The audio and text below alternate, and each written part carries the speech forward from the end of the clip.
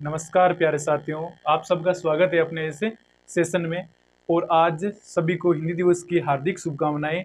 और आज हिंदी दिवस के उपलक्ष्य में हम कुछ दो लाइनें हिंदी के उपलक्ष्य में हो जाए। क्या है? होठ खामोश थे, सिसकियां के गई। होठ खामोश थे, सिसकियां के गई। दवार बंद थे, खिड़कियां के गई। कुछ हमने कहा और कुछ हिंदी ने कहा। कुछ हमने कहा और कुछ हिंदी ने कहा। जो ने के पाई वो हिचकियां कह गई। जो ने के पाए वो हिचकियां कह गई।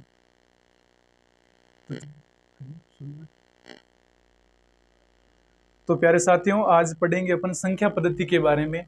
जो संख्या पद्धति क्या है और संख्या ज्ञान क्या है। तो हमारा टॉपिक है आज का संख्या पद्धति। संख्या पद्धति या संख्या ज्ञान भी कह सकते हैं अपन। संख्या ज्ञान, इनके बारे में क्या क्या है वो चीज समझेंगे अपन। इसमें पहला है यानी संख्या मान क्या होता है। यानी संख्या मान क्या होता है। इनमें देखिए संख्या मान में क्या है, इसमें दो मान होते हैं। एक तो वास्तविक मान होता है, एक तो संख्या का वास्तविक मान होता है। एक तो होता है वास्तविक मान और दूसरा होता है हमारे स्थानीय मान। स्थानीय मान, स्थानीय मान। अब देखिए इसमें वास्तविक मान और स्थानीय मान दोनों में क्या फर्क है। मान लो ये संख्या लेते हैं अपन 234। ये एक संख्या है 234। अब इसमें वास्तविक मान कौन सा है और स्थानीय मान कौन सा है। तो इसमें देखना वास्तविक मान तो हमेशा वही रहती है।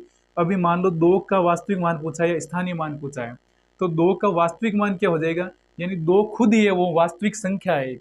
और स्थानीय मान क्या है, यानी कौन से स्थान पे बैठा है।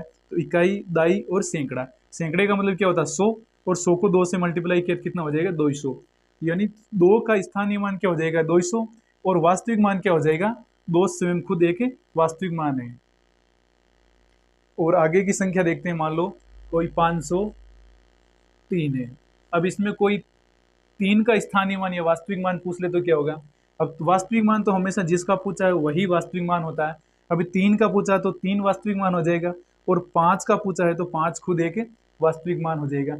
और स्थानीय मान का मतलब वो कौन से स्थान पे बैठा है। अभी अभी ये इकाई के स्थान पे बैठा है तो 3 खुद आ जाएगा, 3 इकाई के रूप में। और अगर इकाई, दाई और सैकड़ा यानी 5 का पूछा है तो 5 सैकड़े के स्थान पे है तो क्या हो जाएगा 5, यानी 5 का स्थानीय मान हो जाएगा 500। तो चलो दोस्तों आगे देखते हैं इसमें आगे क्या है। ये तो दोनों के मान है, स्थानीय मान तथा वास्तविक मान के बारे में। अब देखिए आगे देखते हैं संख्याओं के प्रकार क्या क्या है। संख्याओं के प्रकार, संख्याओं के प्रकार या कितने प्रकार की है। मान लो इनमें सबसे पहली है प्राकृत संख्या। प्राकृत संख्या क्या है, इसे अगर डायरेक्ट भाषा में समझे तो क्या है, ऐसी संख्या जो एक से शुरू होती है। ऐसी संख्या जो एक से शुरू होती है, एक से शुरू होकर अनंत तक जाती है। यानी अनंत तक जाती है, अनंत। तो इसका चिन्ह होता है ये। यानी ऐसी संख्या जो एक से शुरू होकर अनंत तक जाती है। इसको उदाहरण से समझ लेते हैं। मान लो 1 2 3 4, यानी इसको अनंत तक जाएगी, जिसे हम गिन नहीं सकते, असंख्य तक है ये। यानी जिसमें जीरो शामिल नहीं होता है, यानी एक से जिसको हम गिन सकते हैं संख्याओं को, वो सारी संख्याएं क्या है, प्राकृत संख्याएं। और इनसे आगे वाली संख्याएं देखिए क्या हो जाएगा। इनसे आगे है पूर्ण संख्याएं। पूर्ण संख्या। अब पूर्ण संख्या क्या होती है, यानी प्राकृत संख्याओं के साथ में अपन जीरो शामिल कर दें।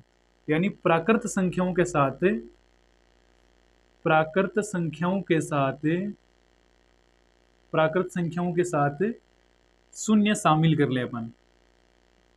शून्य शामिल कर लें, शून्य शामिल कर लें तो क्या हो जाएगी, वो पूर्ण संख्या हो जाएगी।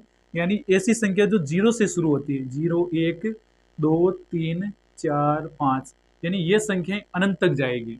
यानी प्राकृत संख्या और पूर्ण संख्या में केवल जीरो का फर्क होता है। प्राकृत में जीरो शामिल नहीं होता और पूर्ण में जीरो शामिल होता है। और इससे आगे देखते हैं अपन पूर्णांक क्या होता है। यानी पूर्णांक में कौन कौन सी संख्याएं होती है। पूर्णांक के अंदर देखिए क्या है, पूर्णांक क्या है,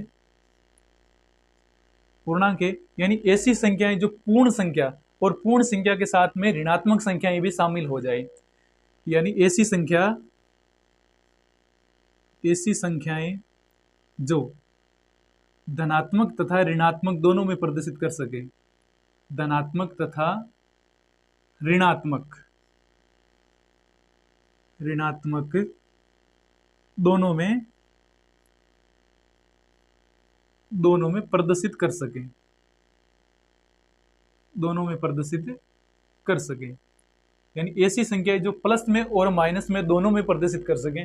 जैसे ये संख्याएं माइनस अनंत से शुरू होकर, यानी -3, -2, -1, इसमें जीरो भी शामिल होता है, 1, 2 और 3, यानी ये संख्याएं माइनस अनंत से लेके प्लस अनंत तक जाती है, जिसमें माइनस के पूर्णांक और प्लस में संख्याएं ये दोनों शामिल होती है, और इसके साथ में ये जीरो भी शामिल होता है, उसे हम पूर्णांक बोल सकते हैं।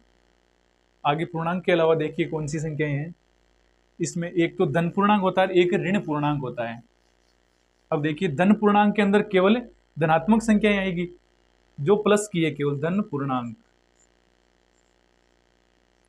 धन पूर्णांक के अंदर केवल क्या है, जो प्लस की संख्या है, +1, +2, +3, यानी ऐसी अनंत तक संख्याएं जाती है। और ऋण पूर्णांक के अंदर क्या होता है, ऋण पूर्णांक में केवल माइनस की संख्या आएगी। मान लो -1, -2, -3, -4, ऐसे करके माइनस अनंत तक संख्या है वो ऋण पूर्णांक के अंदर, और जो प्लस के अंदर आएगी वो धन पूर्णांक के अंदर आती है। आगे इनमें देखिए एक होती है परिमेय संख्याएं। परिमेय संख्या अपन किसे कहते हैं, आगे होता है परिमेय संख्याएं।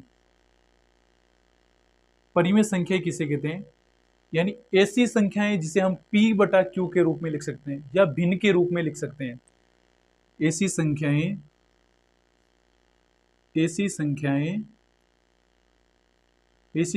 जिसे P/Q, और आगे क्या होता है Q ≠ 0, यानी ऊपर वाली संख्या और नीचे वाली संख्या दोनों अलग अलग होनी चाहिए, लेकिन नीचे अपन जीरो का भाग इसमें नहीं दे सकते। यानी ऊपर वाली कोई सी भी संख्या हो सकती है, लेकिन नीचे वाली संख्या वो हमें जीरो नहीं रख सकते इसमें।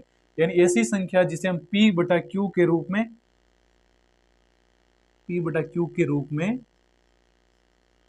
में लिखते हैं, इसे हम परिमेय संख्या कहते हैं। और जिनमें केवल जीरो का भाग नहीं जाना चाहिए, जैसे मान लो 3/4 है, उदाहरण के लिए 3/4 हो गई, 1/4 हो गई, 5/4 हो गई। अब इनमें बहुत सारी अनंत तक संख्याएं हैं जिन्हें हम यानी भिन्न के रूप में लिख सकते हैं, और जिन्हें केवल हमें एक ही बात का ध्यान रखना चाहिए कि जो हम हर जीरो नहीं होना चाहिए। बाकी ये परिमेय संख्याएं हो जाएगी। और इसी में आगे देखते हैं अपन क्या है संख्याएं।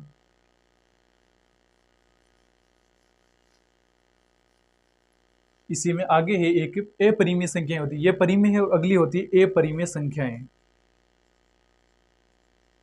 अपरिमेय संख्याएं किसे कहते हैं, यानी ऐसी संख्या जिसे P/Q के रूप में निरूपित नहीं किया जा सकता, जिसे हम केवल भिन्न के रूप में नहीं लिख सकते। जैसे मान लो √3 है, √2 है, यानी ऐसी संख्या जिसे हम भिन्न के रूप में नहीं लिख सकते, ये अपरिमेय संख्या है। और इसमें एक पाई भी आता है जो एक अपरिमेय संख्या है, लेकिन इसका एक ये विवाद रूप ये भी है कि 22/7 है, ये भिन्न के रूप में है, लेकिन ये 22/7 माने ये तो परिमेय संख्या होता है, लेकिन इसमें पाई है वो क्या है, केवल पाई का पूछा जाता है, वो तो है अपरिमेय संख्या। और जब पाई के मान के बारे में पूछा जाता है तब ये क्या हो जाएगा, परिमेय संख्या माना जाएगा। अब देखिए इसमें आगे होती है सम संख्याएं, विषम संख्याएं।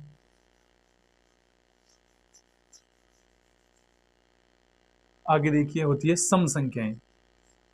सम संख्याएं क्या होती है, यानी ऐसी संख्या जो 2 से पूर्ण विभाज्य हो,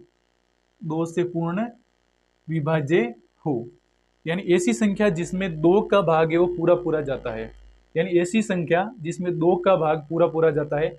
या फिर अपन ऐसे कह सकते हैं, यानी जिसके इकाई अंक में, यानी जिस संख्या के इकाई अंक में क्या आना चाहिए, 0, 2, 4, 6 और 8। अगर इन 5 संख्याओं में से अगर कोई सी भी संख्या अगर इकाई के अंक में है तो वो सम संख्या माना जाएगा, और जिस संख्या इकाई के अंक में है तो वो संख्या यानी सम संख्या कहलाएगी। मान लो उदाहरण के लिए अपन समझ लेते हैं, मान लो 24 है, अब 24 में 4 इकाई का अंक है, और मान लो 50 लेते हैं तो 50 में ये 0 इकाई का अंक है, और 80 लेते हैं इसमें भी 0 का इकाई अंक है। मान लो यहाँ पर 88 लेते हैं तो 88 के अंदर 8 इकाई का अंक आ गया। यानी इनमें अगर किसी भी संख्या में अगर 0, 2, 4, 6 और 8 अगर इनमें से कोई सा भी अंक आया हुआ है तो वो सम संख्या हो जाएगी। आगे देखते हैं विषम संख्या क्या होती है। विषम संख्या क्या है, इसकी पूर्णतः उल्टी हो जाएगी। विषम संख्या क्या है, इसकी बिल्कुल उल्टी हो जाएगी। विषम संख्या किसे कहते हैं, विषम संख्या, विषम संख्या हो जाएगी यानी ऐसी संख्या जो 2 के भाग से पूर्णतः विभाजित नहीं है, यानी ऐसी संख्या जिसमें 2 का भाग है वो पूरा पूरा नहीं जाता है। यानी ऐसी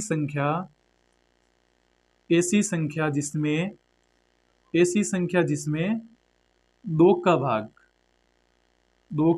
है वो पूरा पूरा नहीं जाता है, पूरा पूरा नहीं जाता है, पूरा पूरा नहीं जाता है, उसे हम विषम संख्या कह सकते हैं।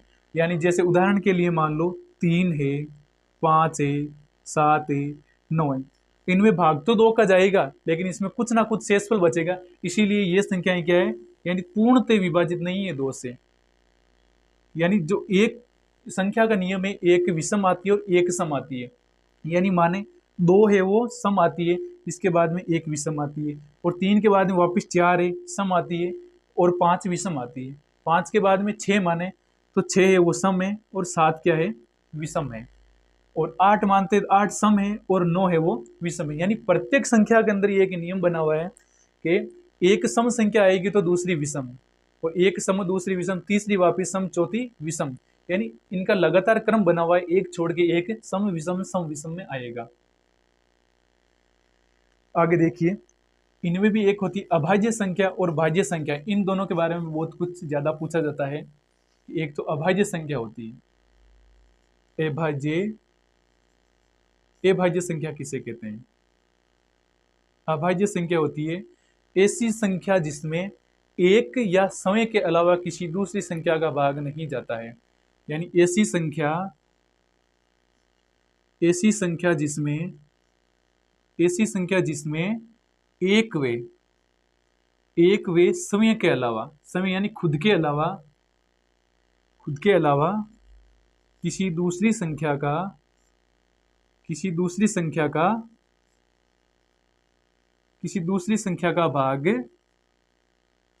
भाग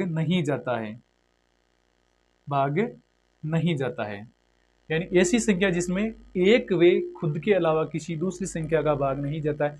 अब देखिए, एक का तो भाग सब संख्याओं में जाता है, यानी एक तो सबसे भाज्य है, यानी एक का भाग तो सब संख्याओं में जाता है, चाहे सम हो चाहे विषम हो। लेकिन ऐसी संख्याएं ढूंढनी जिसमें खुद के अलावा किसी दूसरी संख्या का भाग नहीं जाना चाहिए। जैसे उदाहरण के लिए मान लेते हैं अपन, जैसे 2 है, 3 है, 5 है, 7 है, 11 है, 17, यानी 13, 17, 19, 23, यानी ऐसी बहुत सारी संख्याएं हैं जिनमें केवल खुद के अलावा किसी दूसरी संख्या का भाग नहीं जाता है। और इनमें यह प्रश्न पूछा जाता है कि सबसे छोटी अभाज्य संख्या कौन सी है, तो सबसे छोटी अभाज्य संख्या 2 है, तथा सबसे छोटी सम अभाज्य संख्या पूछते हैं तो भी 2 है, और सबसे छोटी विषम अभाज्य संख्या पूछते हैं तो सबसे छोटी विषम अभाज्य संख्या है वो 3 है। और ज्यादातर यही पूछा जाता है कि सबसे छोटी अभाज्य संख्या क्या है, वो 2 है। अब इसी के आगे एक संख्या होती है भाज्य संख्या, यानी एक संख्या होती है वो भाज्य संख्या होती है। अब भाज्य संख्या क्या होती है कि ऐसी संख्या जिसमें कम से कम, यानी ऐसी संख्या जिसमें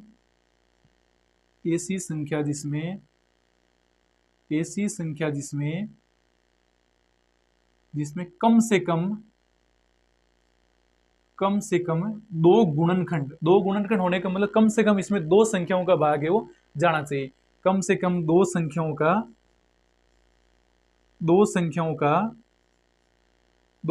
का भाग जाना चाहिए। यानी ऐसी संख्या जिसमें कम से कम है वो 2 संख्याओं का भाग जाना चाहिए, जैसे उदाहरण के लिए मान लेते हैं सबसे छोटी अब ये भाज्य संख्या है वो 4 होती है, यानी इससे छोटी संख्या अगर 2 लेते हैं तो 2 और 3 दोनों है वो अभाज्य संख्या मानी जाती है, यानी खुद के अलावा किसी दूसरी संख्या का भाग नहीं है। और सबसे छोटी है वो भाज्य संख्या है वो 4 है, इसके बाद में 5 है वो एक अभाज्य संख्या होती है, और इसके बाद में 6, 6 के बाद में 8, 8 के बाद में 9, यानी 6 में है वो 2 और 3 दोनों का भाग जाता है, और 8 है 8 में है वो 2, 4 और दोनों का भाग जाता है, और 8 का खुद का भाग जाता है, और 9 है 9 में 3 का और 3 का भाग जाएगा और 9 का खुद का भाग जाएगा, यानी इनमें खुद के अलावा और अन्य 2 संख्याओं का भाग जाना चाहिए, तो वो संख्याएं क्या हो जाएगी, भाज्य संख्याएं हो जाएगी, और सबसे छोटी भाज्य संख्या है वो 4 है।